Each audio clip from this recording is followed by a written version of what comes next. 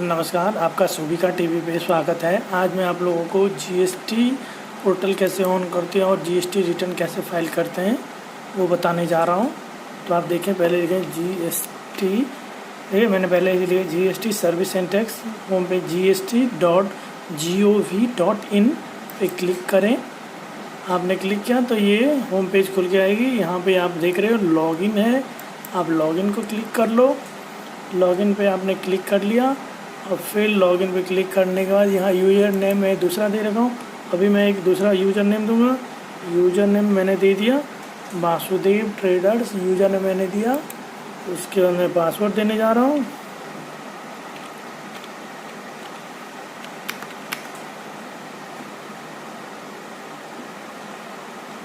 मैंने पासवर्ड दिया। अब मैं यहाँ पे कैप्चा देने जा रहा हूँ।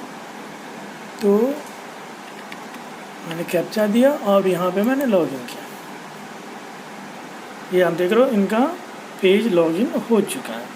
अब यहाँ पे dashboard, service, GST law, download, search, tax payer, help, e way bill system, ये मैं नेक्स्ट वीडियो में बताऊँगा। न्यू रिटर्न ट्रायल, ठीक है।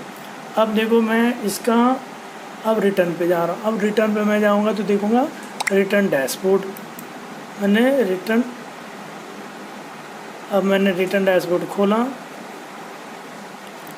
रिटर्न डैशबोर्ड खुला तो रिटर्न डैशबोर्ड में मैं सेलेक्ट 19-20 फिनांशियल ईयर मेरा सेलेक्ट है। आप देख चुके हैं 19-20 फिनांशियल ईयर सेलेक्ट है।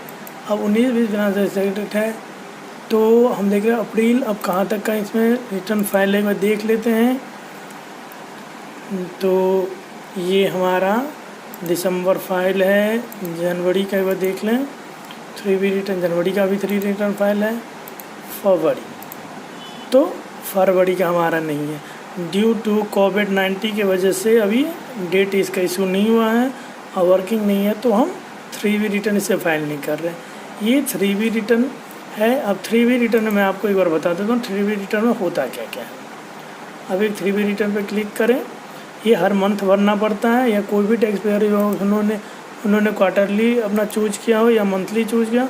अगर हम do you want to file nil return, अगर नील रिटर्न करना है मोबाइल तो यस कर दीजिएगा, तो कोई भी आपको क्लिक करने की ज़रूरत यहाँ पे नहीं पड़ेगी। जैसे मैं आपको एक बार दिखाने के लिए मैं कर रहा हूँ, do you want to nil return, no, यहाँ नहीं कर सकते। देखो, have you made any supply goods and service, अगर कर रहे हैं तो यस कर दो।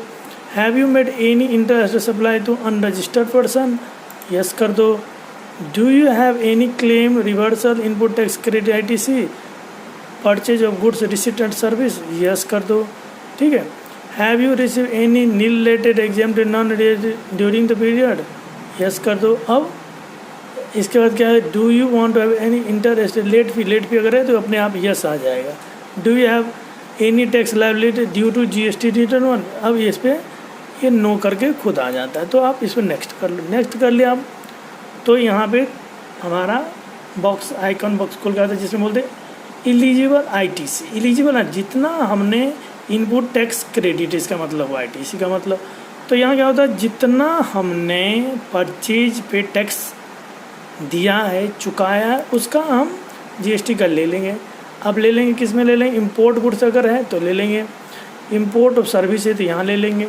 Inward supply liable to reverse charge, अब inward supply liable to reverse charge यहाँ दिखा देंगे। इनवर्ड सप्लाई फ्रॉम ISD में यहाँ दिखाएंगे। ऑल अदर ITC में हम क्या करते हैं, अगर कोई नहीं है तो हम सारा ऑल अदर ITC में यहाँ भर लेते हैं। अगर इंट्रीगेटेड है तो इंट्रीगेटेड में, सेंट्रल है तो सेंट्रल में भर देंगे, और स्टेट में तो स्टेट में भर देंगे। ITC रिवर्स का यही केस होगा। इनएलिजिबल ITC भी अगर कोई है तो इसमें भर लेंगे जैसे दिया हुआ। चलिए, ये तो आप समझ चुके हैं अभी। अब मैं आपको दूसरा दिखाता हूँ। अगर इंटर स्टेट कोई सप्लाई है तो इंटर स्टेट सप्लाई का डिटेल हम यहाँ देंगे। यहाँ पे हम देंगे स्टेट वाइज दे देंगे, टोटल टैक्स का वैल्यू लिख लेंगे, अमाउंट ऑफ इंटीग्रेटेड टैक्स लिख लेंगे, जो हमारा इंटीग्रेटेड टैक्स कितना बनना वो हम यहाँ पे दे देंगे, ठीक। अब tax on outward and reverse charge inward supply, अब इसका जो है, इसके लिए हम क्या करेंगे, इसमें हम जितना इस साल हमारा सेल हो रहा है सेल का डिटेल हम यहाँ ले लेंगे। सेल के डिटेल के लिए आपको क्या करना पड़ेगा, outward taxable supply other than zero rated and nil rated, तो टोटल टैक्सेबल वैल्यू ले लेंगे यहाँ, इंटीग्रेटेड टैक्स अगर कोई है तो यहाँ लेंगे, सेंट्रल टैक्स है तो यहाँ, स्टेट टैक्स है तो यहाँ ले लेंगे। Outward taxable supply zero rated, अगर कोई जीरो रेटेड है तो उसका इस कॉलम भर लेंगे। Other outward supply nil rated है एग्जेम्प्टेड है तो यहाँ ले लेंगे। Inward supply liable to reverse charge की कोई केस है तो यहाँ ले लेंगे। नॉन जीएसटी आउटवर्ड सप्लाई तो हम यहाँ दिखा देंगे। तो ये आपकी हो गई दूसरी चीज़। अब आ जाओ exempted nil and non GST inward supply, अगर कोई है तो उसका हम यहाँ पे अपना शो कर देंगे। From supply under composition scheme exempt and nil related कोई सप्लाई हमने किया है तो हम यहाँ लिख देंगे। नॉन जीएसटी सप्लाई तो हम यहाँ उसका दे देंगे डिटेल, ठीक है। अब देखो ये इंटरेस्ट एंड लेट फी, इसमें हम कुछ नहीं करेंगे क्योंकि ये इंटरेस्ट एंड लेट फी की जहाँ तक कॉलम है ये खुद ब खुद इंटरेस्ट और लेट फी कैलकुलेट करके आती है। जो हमारा जैसे लेट फी आप देख रहे हो 25 रुपये हमने एक दिन इसका कम क्या होगा टैक्सेबल ये होगा, तो आप देख सकते हैं। अब एक बार ध्यान से देख लीजिए यहाँ पे 25 रुपये हमारा ये खुद ब खुद है। तो यहाँ से गए ये पूरा कॉलम भरने के बाद हम क्या करेंगे, इसको सेव करने के बाद देंगे। सेव जब हो जाएगा, सेव ऑप्शन के बाद हम पेमेंट टू प्रोसेस, अगर कोई टैक्सेबल एम्प्लॉय है तो हम पेमेंट कर देंगे। अभी ये एरर इसलिए आ रहा है क्योंकि मैंने इसमें डेटा नहीं भरा है, इसीलिए ये एरर बता रहा है, ठीक है। उसके बाद हम आपको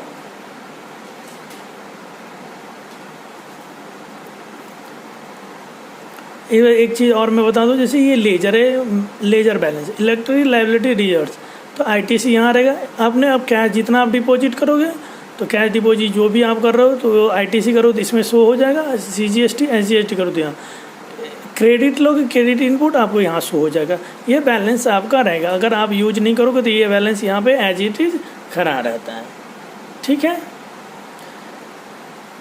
चलिए मैं एक आप लोग को एक नील रिटर्न फाइल करके अभी दिखाता हूँ, तो आप लोग को शायद नील रिटर्न कैसे फाइल करते हैं ये पता चल जाएगा आप लोग।